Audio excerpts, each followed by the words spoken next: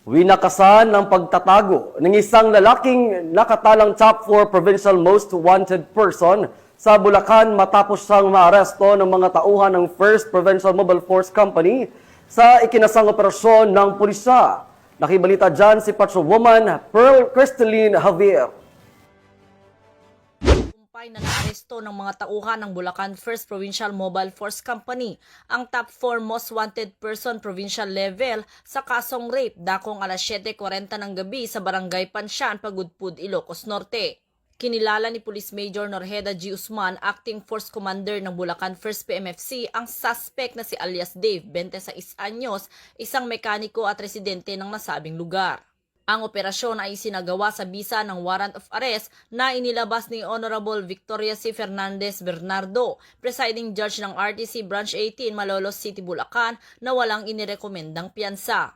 Nadakip ang suspect sa pamamagitan ng pinagsanib na puwersa ng Kapulisan ng Bulacan, 101st MCRMFB1 ng Police Regional Office 1, Pagudpud Municipal Police Station, San Rafael Municipal Police Station at CIDG Ilocos Norte. Kasalukuyang nasa kustodiya ng mga otoridad ang suspect para sa dokumentasyon at tamang disposisyon. Ayon kay Police Colonel Angel L. Garciliano, Provincial Director ng Bulacan Police Provincial Office, ang pagkakaaresto ay patunay ng mahusay na koordinasyon at pagtutulungan ng mga unit ng pulisya.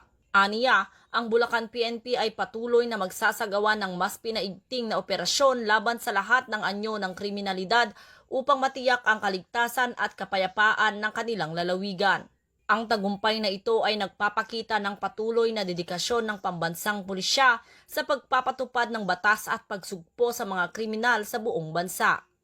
Mula dito sa Bulacan Police Provincial Office, ako ang inyong PNN correspondent, Patrolwoman Pearl Crystalline Javier, alagad ng batas, tagataguyod ng Balitang Pulis.